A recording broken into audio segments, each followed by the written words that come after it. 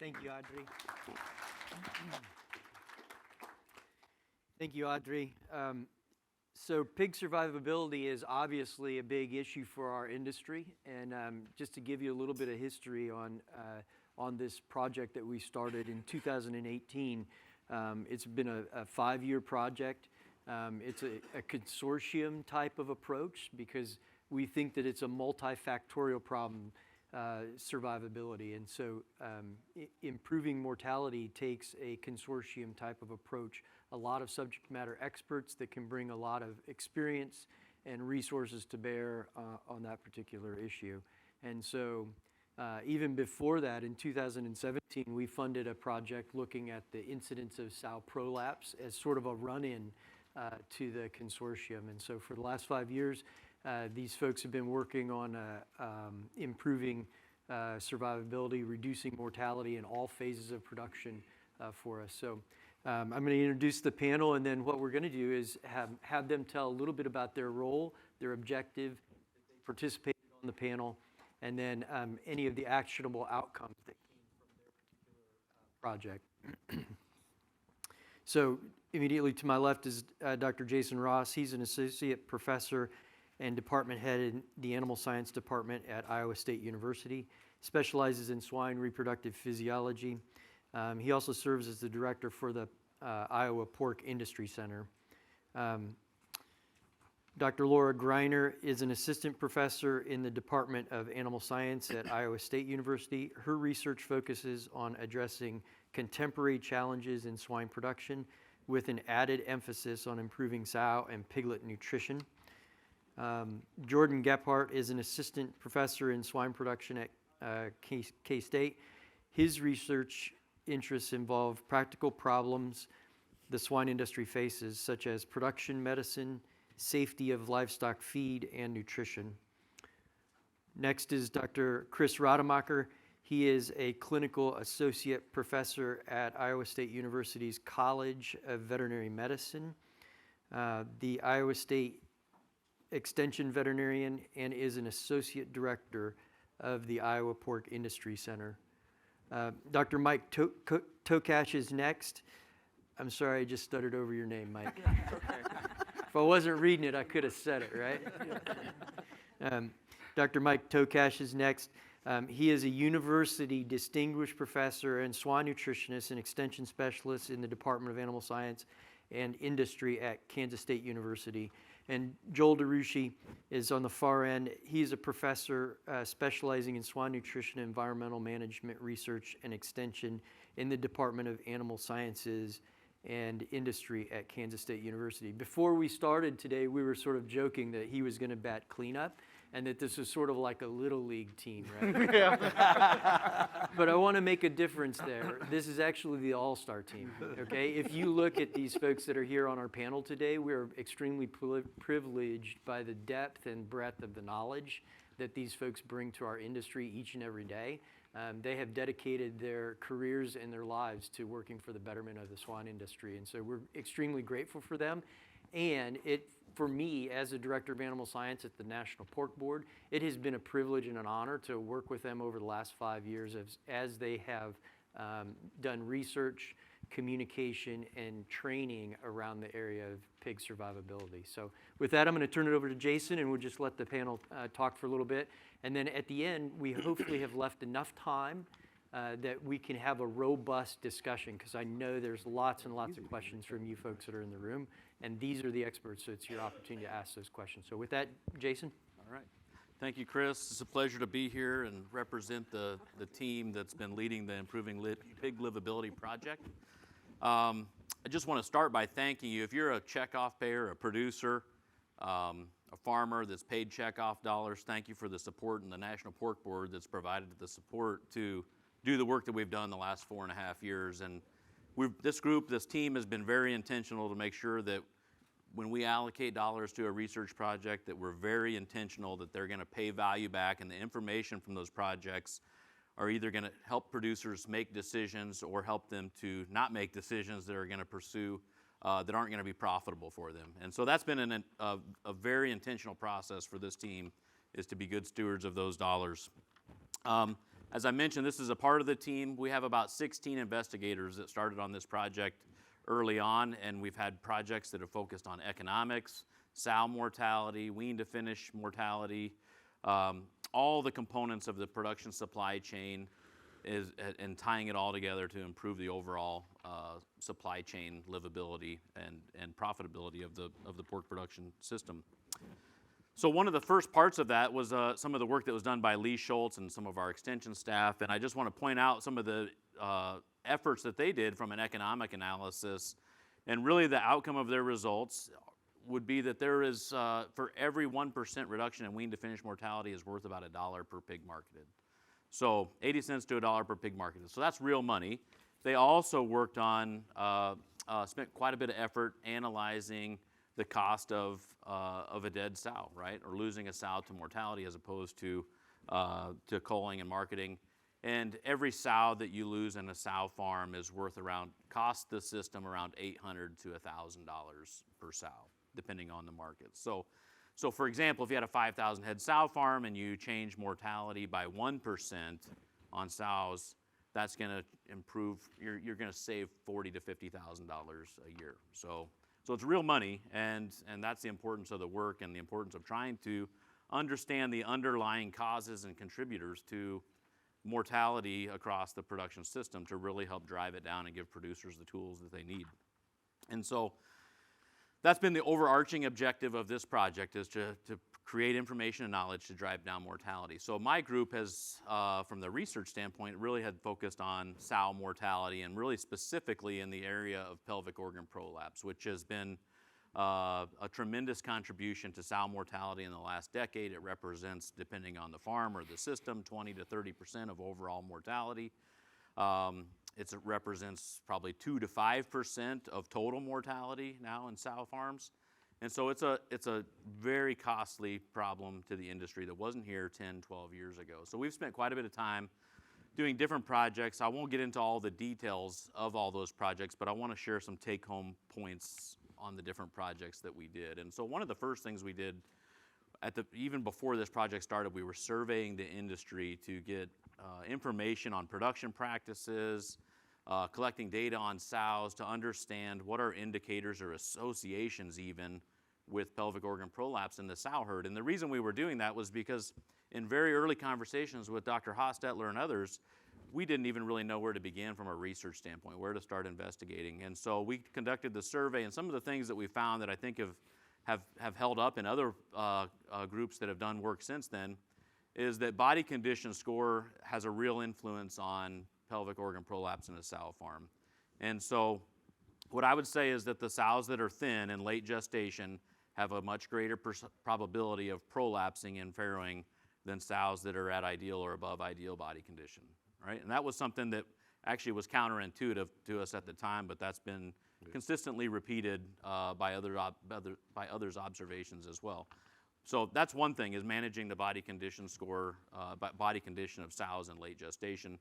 The other thing I would say is the feed intake. Some of the observations that we noticed is that the farms that were using a bump feeding strategy, particularly those farms that were increasing feed intake the last 3 weeks of gestation in the thin sows and really targeting thin sows in the last few weeks of gestation, those farms had statistically lower prolapse incidence than the farms that weren't bump feeding.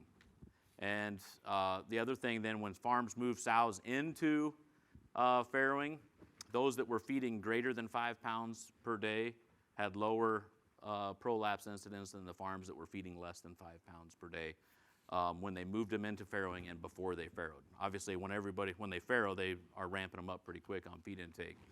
So those things all point to feed intake, body condition as being a really important factor, something that needs to be intentionally managed in late gestation. We also observed that you can look at the back of a sow and look at their perineal area and create a scoring system, which we've done. You can learn more about that. Dr. Drushi will share some of the extension tools and on where you can find more information about that. But we can pretty accurately predict the sows in late gestation that are high risk. And so some of the things that we've discovered in this work and published is that the vaginal microbiome is different in sows that are at risk for prolapse compared to the ones that are not. We followed that study up after we made that observation with 2 other on-farm trials, one using on-farm mixing of BMD in late gestation and another one using intravaginal infusions of ampicillin in late gestation. In both of those studies, we did not see the ability to reduce prolapses. So that was our hypothesis, was that we would see a reduction by altering and improving the health of the vaginal microflora. We did not see that, but what I would point out in both of those studies is that those sows that are high risk for prolapse based on their perineal score have always had a statistically higher number of stillbirth piglets, right? So they also go into farrowing and have greater distress and produce fewer live piglets, even if they don't prolapse. And the interesting thing on the BMD on-farm mixing study that we observed was that there was a statistically significant reduction in stillbirths in the sows that were supplemented with BMD compared to the ones that were not. So that was, I guess, a positive finding even though we didn't see an effect on pig or sow livability. The other thing that we saw or we've discovered is that there's markers of inflammation that are elevated in sows, such as LPS binding protein. There's shifts in immune cell populations in the blood of sows that are high risk for prolapse. And so those are some of the markers that we've started to understand some of the biology and physiology, but we still haven't quite figured out what the root cause, what those markers are signaling, what the root cause of that is. And so that's really been the focus of some of the studies that we're currently doing, collecting tissue samples to better understand some of the tissue-specific changes. And then the most recent study that we did was we actually added a team to our consortium. We added Jack Deckers and his graduate student, Vishesh Bhatia, and partnered with Topigs Norsvin that gave this project around, I think, 20,000 sows worth of genomic data. And Vishesh was able to go through and calculate both pedigree-based heritability and genome-wide association-based heritability. And what we found using the second technique, which is much more precise, is that there was significant heritability to pelvic organ prolapse. And so that was a great collaboration with Topigs. It's helped understand a little bit more of the physiology. And what we can do with the genome-wide association data is you can go into regions of the genome of the pig and identify areas that we think are associated with risk for prolapse. And then you can look in the bioinformatics and the databases and determine which genes are in that region that are associated with prolapse. And then start looking at the physiology that we think is correlated and start tying the genetics to the phenotype so that we can better understand what causes it, so that the management strategies can be shifted to accommodate and minimize those sows that have a predisposition for prolapse. So that's the work that the group's been doing. It's a couple different graduate students, many undergraduate students. I should have noted this team and the ones that aren't here on the team have trained probably 15 to 20 graduate students. In the last 4.5 years, we've probably had more than 50 undergraduate students that have helped contribute to these projects. Many are here in the room, and we've had interns as well. So that's the other side piece of this project. In addition to trying to find information you can use, is training future leaders for the swine industry, and I think that's been a really solid outcome of the project too. So I'll stop there. I'm going to pause for just a second. We've got a great issue, folks, that are in this room. We have too many people and not enough chairs. So we're going to pause for 20 seconds. If you're standing along the side of the room and you want to find a seat, just go find a seat. If you want to still stand at the back of the room, that's up to you. But there's several chairs around here, so come on up, find your seat. We're going to pause for 20 seconds. I'm going to make another comment. So one of the things that Jason mentioned was not only the key findings that the research revealed, but those things that we were able to rule out as causative problems for mortality as well. So not only is it important to know what causes it, but what doesn't fix it is also important. So Jason mentioned that as well. So just another couple of seconds. We've got 2 chairs up here. Somebody's going to have to sit by Dr. Cast. I just saw him try to give an elbow to his seat partner there. So maybe you don't want to sit in that spare chair. But anyways, with that, I'll continue with the panel. Dr. Greiner. So I'm going to talk a little bit about gilt development. Gilt development is probably an area that I'm extremely passionate about. Coming out of a system, it's one of those things as a nutritionist, we know it's important, but we don't honestly spend as much time preparing that gilt to become part of our sow herd as we probably should. we would probably recognize that we're going to give her some vaccines and we're going to feed her a little bit more calcium and phosphorus and think she's really good to go. And that's really not the right approach that we should be taking with that young female. A lot of our work is focused over the last 2 years in our group on how we can improve mammary development of those gilts before they enter the herd to have better milk yields. We're looking at things like how do we improve the immune system. So again, she's producing higher quality colostrum for those piglets, and better understanding the microbiome differences, because there are some differences that could also then influence the piglet's survivability from those gilts. The work that we're doing today for the survivability grant is a little bit different. Again, as I mentioned, what we recognize as we sit and we think about some of our larger issues within our sow populations, the number one reason for culling is lameness. And we've talked about lameness for years, and again, it's this conversation of, well, where does lameness start? Does lameness start once she's a sow and she's in the herd, or is lameness something that we're setting her up for potentially as a very young female?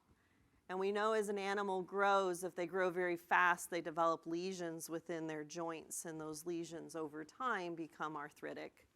And we can see, again, some potential for long-term lameness, especially on an animal that's not extremely mobile through a good portion of her lifetime. So one of the questions that we also had in addition to this was, oh, by the way, in addition to this fast-growing female that could potentially have this going on, I counted it one time, we give 11 vaccinations. 11.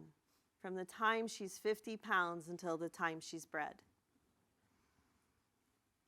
11. And probably a good number of them are right before she's bred. And we are taking that female, and that immune system is just going crazy, right? And so we have this high inflammatory response across the body that's going to do something as well to those joints, right? Long term, there's potentials. We've got all this other inflammation. So how do we mediate that inflammation? How do we help prepare her physically for what we're asking her to do? So in these conversations with one of our graduate students who focused on this work as her dissertation for her PhD, we discussed the issue of fats in the diet. So if we think about your cats and dogs, and most of you probably have a cat or dog at home, if you read the bag, there's discussions around improved joint health or DHA to improve immune response. And so our question was, well, what are we doing in the industry today that could potentially influence that as well? So when we think about the fat that we add to our gilt diets today, some of us may be adding some type of fat. Of course, with prices today, most of us probably aren't. But typically we would. And the question was, well, does it matter? So Dr. David Rosero at Honor presented some really nice work that says linoleic acid in sows is really important. It helps with reproduction. And linoleic acid comes from corn and corn oil. Okay, those are probably our two most common ones that we have in the US. And so the question was, well, what if we do that for our gilt? Does that influence it? So we ran 2 studies. The first study was really, is fat important? And what type of fat is important? And what we found in that study was actually when we fed low-fat diets to our gilts and we took fluid from the joints, we took synovial fluid from the joints, we found that if we don't feed fat to the diet or to the gilts as they're growing, so from 50 pounds until the time of puberty, we actually reduce the inflammation that's in the joints relative to feeding a higher fat diet. Okay, so higher fat diet, 2 to 3% fat inclusion. And when we look at that linoleic acid ratio, it was about 20 to 1.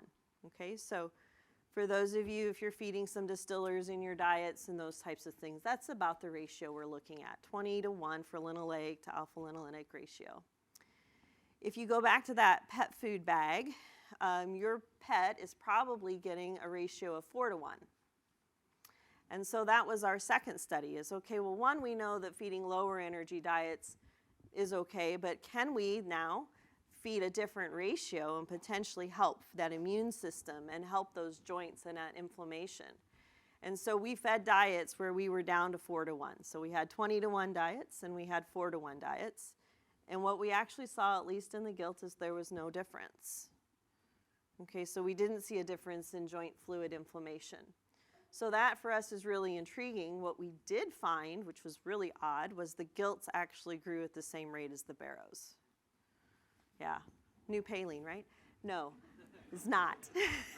It is not. You would not want to pay for it, trust me. But that is something we're trying to understand, because whatever that fat is doing in that diet or that ratio, it's changing something biologically. As a reproductive person, or a person who has an interest in reproduction, that's probably something that makes me very nervous.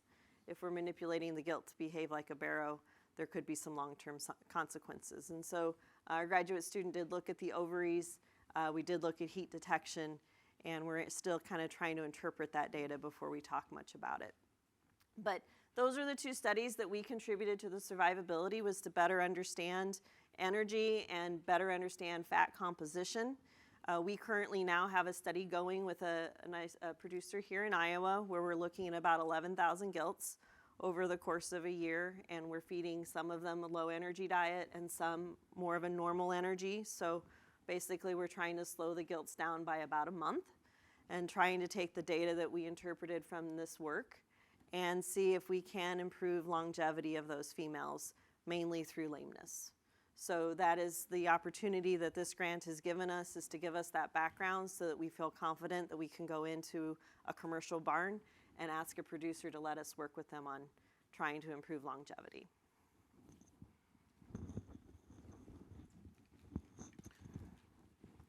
Well, good morning, everybody, and appreciate the opportunity to visit with everybody today and sit up here alongside some terrific experts in this area of pig survivability.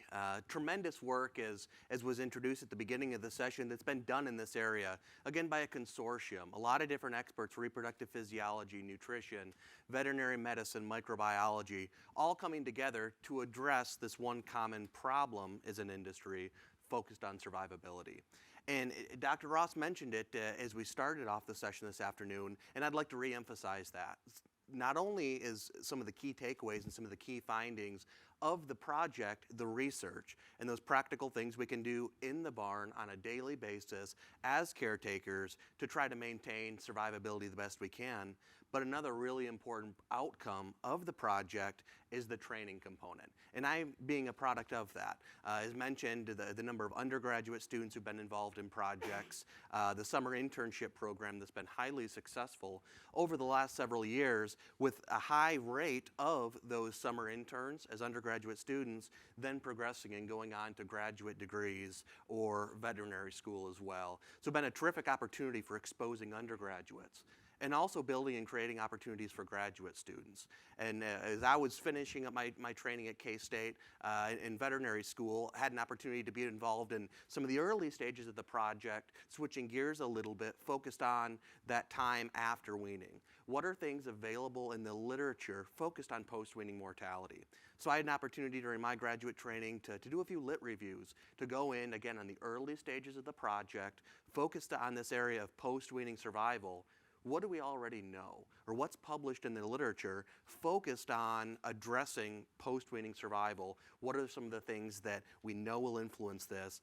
Or vice versa, what are some of the areas that look promising? We may not have great data generated so far, but then that could guide the future years of the project as we continue to refine and identify those key strategies. So within those, pretty broad, looking at why do pigs die after the time of weaning. The way we stratify that and categorize those is, obviously we know health is very important. Health status at weaning, lateral transmission of diseases throughout the weaning, growing, and finishing periods has a huge impact on not only performance, but also survivability. Then there's this other very large bucket as well, the non-health related strategies, diet, management practices, stocking density, all those other non-health related factors. And through all of this, what was very clear is the relationship between an animal, pathogens, environment, and a complex matrix of interactions. And within that, within the body of literature published at that time, it was really challenging to make heads or tails. What are some of those key factors driving mortality? One study in one setting will show one answer, another study in another setting will give a slightly different answer. But it was really challenging to really get to the core of what are those key factors driving that mortality after the time of weaning. So through that process, had a couple of literature reviews, and really what that did was identify some areas of opportunity. What are things that we know? Certainly the health piece there, that was clearly evident throughout the literature, but also some other areas that we know and in many practice, but we really haven't done a great job of characterizing. What about those management and feeding strategies around the time of weaning? Crepe feeding the last few days before weaning, mat feeding, getting pigs up, stimulating them shortly after weaning. The literature at that time was quite variable and not a lot of data generated in really large systems.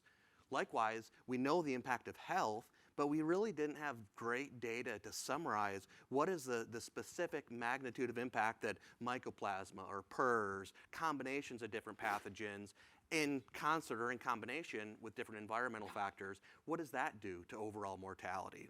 So my involvement in the project kind of generating some of those initial thoughts, and then I'll introduce some of the concepts that Dr. Rademacher and Dr. Tokash will talk a little bit more about related to some of those follow-up projects focused on the animal health interaction and some of the work that Iowa State's been doing terrific to take closeout data, identify some of those key factors. Is it health? Is it lots of different production metrics focused on improving survivability? So great work there, and then Dr. Tokash will dig in again to some of those areas around the time of weaning and what do we know there in terms of getting pigs up and started on feed and maintaining survival.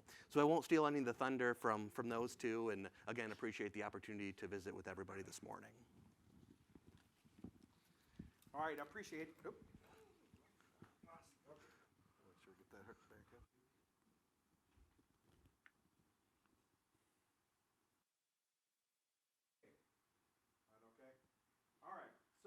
First thing, did you know as adult learners, it takes you to hear something 7 times before you remember something? Okay, so I know you're getting all this information thrown at you, so if you walk out of here with one and only one thing today, here's what I want you to remember, because this is your resource. piglivability.org, piglivability.org, piglivability.org, piglivability.org, piglivability.org, piglivability.org, piglivability.org. So we're giving you highlights, but there is a plethora of information. Joel will talk a little bit more about it, but all the stuff that's been done over the 5 years, that's why that information is. I'm just going to touch on a couple of highlights. One of those which Jordan touched on, one of our collaborators who unfortunately couldn't be here, Dr. Daniel Lynn Harris, and his student Edison Magalhaes did a fantastic job working with one system where they collected a couple of years worth of all their closeouts, over 2,500 closeouts. Now the interesting thing about that is, from the closeouts, they took that wean to finish closeouts, they tied it back to all the weekly sow farm information, and within those sow farms, they were doing weekly health testing for PRRS, mycoplasma, other pathogens as well. So they took all that information, incorporated it into a database, ran that through some statistical modeling to be able to look at what were some of the drivers of wean to finish livability. Fantastic information generated, once again, on piglivability.org. A lot more information than what I'll share with you today. A couple of the highlights that really stood out for us were some of the things that Jordan mentioned. Wean age being one of them was really a driver. And the interesting thing about it is, because we get this question, right? And this had been borne out in the research, but it's nice to be able to see that field data really ties back to some of these research data. In that data, they saw both in PRRS epidemic, PRRS stable, and in PRRS naive farms that the older the pigs were that they were weaned, the higher the survivability or the lower the mortality, independent of whether they were healthy or diseased or even PRRS naive in this case. So older wean age, I mean the pigs survive better. So it was nice to be able to see that correlation. Another one that the database was really able to show was the interaction between multiple agents, PRRS and strep suis, PRRS and Glasserella, parasuis, or the old Haemophilus parasuis, where what they saw is when they could diagnose it in the grow finish phase, they certainly saw those closeouts were higher than the ones that were just PRRS alone, just strep suis alone, or the ones where they didn't diagnose either of the two in. So really nice interplay between those. Another really interesting one was the interplay between PRRS and mycoplasma. And I think what we've seen is a little bit of a driver in the industry to really push forward mycoplasma eradication on top of PRRS closure and eliminations, because what the data clearly showed from these 2,500 closeouts were particularly in the epidemic ones, in groups that were PRRS active and from mycoplasma positive farms, they were significantly higher in the downstream production from even those that were PRRS epidemic but mycoplasma negative. So it did some really interesting information. Once again, a lot more information on piglivability.org in that. The other one I'm going to touch on real quick was one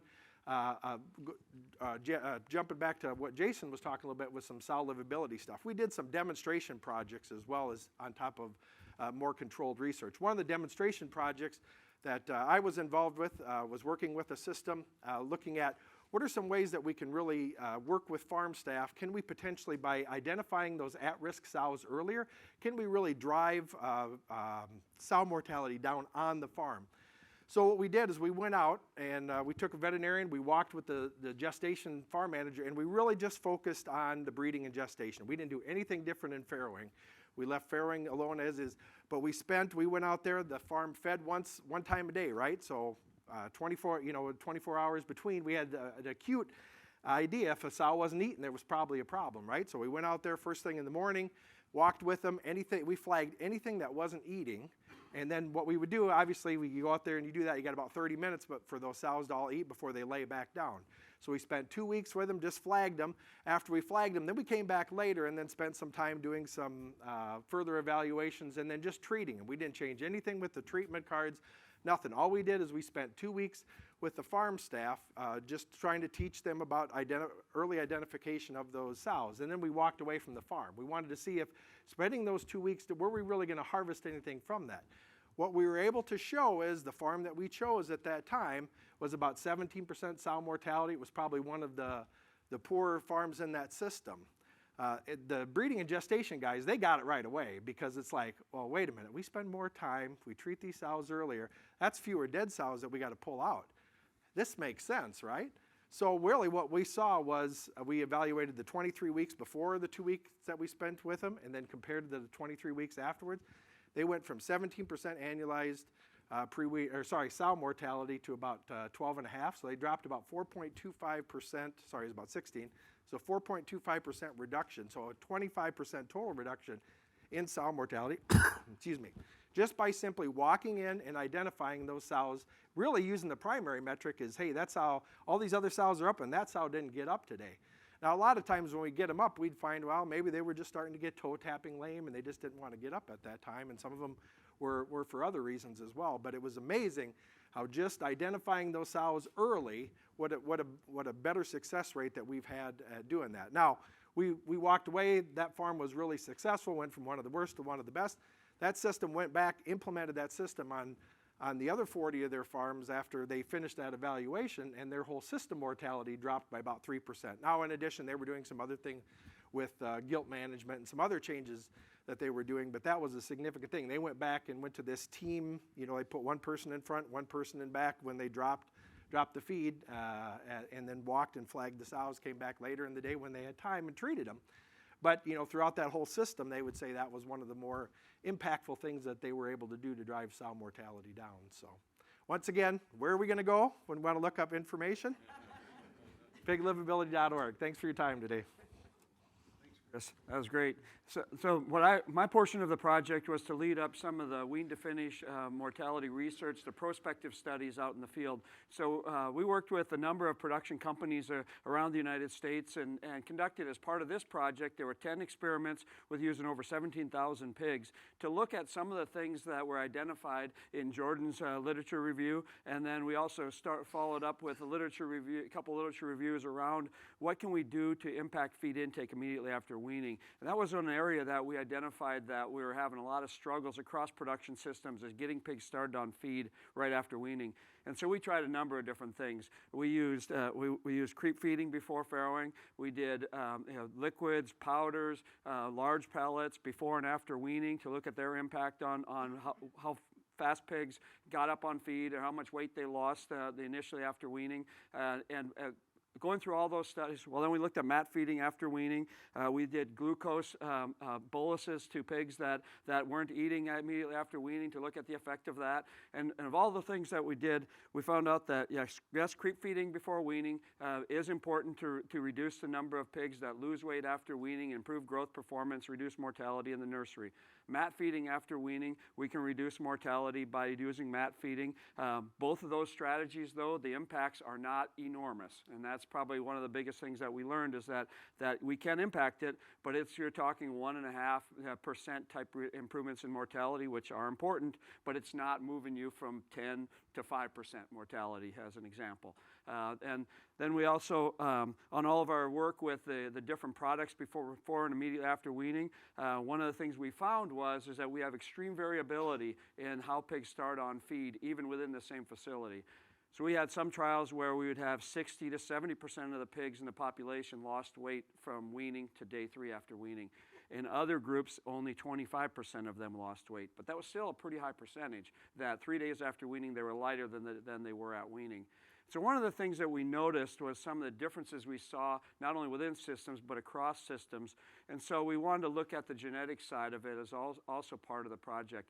And so we ended up working with some collaborators that helped us put together a genetics boar line that had late maturing genetics, had excellent feed efficiency in the finisher, but maybe have a little more struggles on early growth is what our hypothesis was.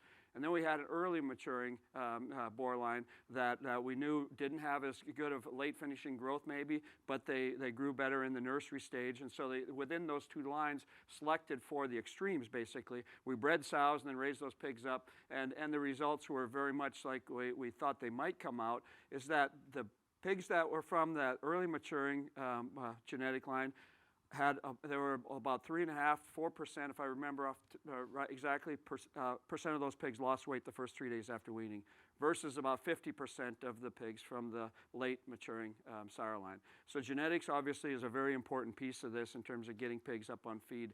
We also did, on top of that, creep feeding, and we learned that with that late maturing line, the creep feeding was much more important to lifetime performance than it was for the early maturing line. So those are just a few of the things that we learned off of the project itself. But one of the other things that happened out of getting the momentum of having a project like this is all the other side projects that came out of it. After the funding from this project, the number of companies that came to us with funding other experiments looking at mortality, we've done experiments on a little over 100,000 pigs in production systems, looking at other drivers and other ways that we can impact mortality that have come out of some of this research. And I think the big take homes that I think that for me is, yes, we can impact mortality with nutrition. Our impacts are relatively minor than some of the things that we've seen from the health side and from the genetic side. So yeah, blame it on the geneticists and blame it on the veterinarian. But the reality is it takes everybody. And just like the other thing that was really the work that the graduate students kept going through these facilities is the person in the barn really dictated how the results were going to come out quite a bit. You could still find some differences, but whether you moved it from a very high mortality to low mortality, the person in the barn had a tremendous impact on that. And so I think it takes everybody to drive mortality down. We all need to keep focusing on it. We've learned a tremendous amount through the project. We also know that the industry is not where we want it to be in mortality today, and so we need to keep working at it. Very good. Well, again, thanks everybody for being here. This is great to see the crowd here, and it's been a fun project working over the last 5 years. And probably the most important person in this room related to the project, we need to introduce Stacy. Mentioned in the back has helped as kind of a program manager. Amanda Chipman was formerly when we started, and they really helped keep all of us organized and on point. A couple of things I want to point out. So I know for those that maybe came in or standing, so on your seats or on the chairs, there was a kind of we have a summary sheet basically that summarizes this whole project on a front and back, almost all the projects. There's some still ongoing that wouldn't be on here, basically highlighting what worked and what didn't work. All right, and that's what we thought is we need to make sure, and part of this is we want to get out all the things that was tried and don't work is just as important as the things that do work, so we invest our times in the right spots. or if you found something that didn't work in our situation, it's been brought up. So much variation out there of what works in one system or technique made in another. So again, and all this information's available at what? Awesome, look at this. Front row, my fellow Potawatomi County pork producer. So, yeah, and so one thing with this project that was really important for us too is to capture all this information. We have other information available as well outside the project, but on our piglivability.org website, it is broken into different sections of information. We have developed a vast number of fact sheets, and these fact sheets are meant to be farm level type information, and all of them are in English as well as Spanish. And so what we did not want to do is get into SOP and protocol differences with your individual operation. So we have one on like colostrum intake, the importance of, we know that baby pigs need colostrum intake. It helps stress the importance. It doesn't necessarily get into what's the best way to do that. I mean, there's a lot of ways people drive and manage that. We want to get the importance, giving iron shots. So we have a whole, there's like 15, 16 fact sheets that can be used, put on the break room tables, English, Spanish, just to help educate and provide information to all of our employees. And then you can have your individual SOP programs, but it was to provide a base. And so really encourage to look at some of those that are available. Also, with almost all of those, every project has a short video with some slides and a voiceover, basically a 5-10 minute quick synopsis of each one of these research projects. All of the publications, all the things are on there. We also have it broken into different buckets to easily find, so kind of sow, wean to finish, gilt development, so you find direct information within each one of those. The other thing I want to highlight, a couple years ago we held an international conference on swine survivability, had over 400 people attend that there in Omaha. All that information is up on the website. And the one thing I think particularly important for this topic, most of this does not get time dated, right? And so there's a lot of information on there. Again, there's lots of information you pull. I mean, every day we just get inundated, and I fully understand that. But if you have some time and want to dig into certain topics, there's things that have been talked about today, and certainly plenty of other things that we didn't have time today. Just encourage you to spend just a few minutes, see if there's something there that can help you and your operation out in that. And so really that's, and again, there's a QR code. There's a postcard that was on most of the seats that you can take that has, again, additional information about what's on there. The other thing I want to just highlight quickly is the PigX podcast.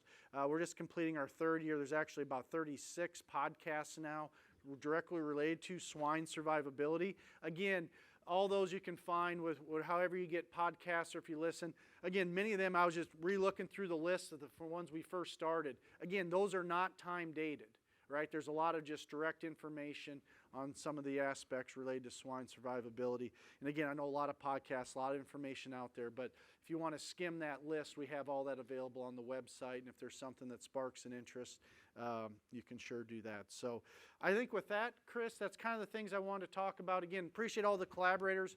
Not only was this project funded about a $2 million level, half from Pork Board and half from FFAR, we had over $1.6 million in in-kind donations.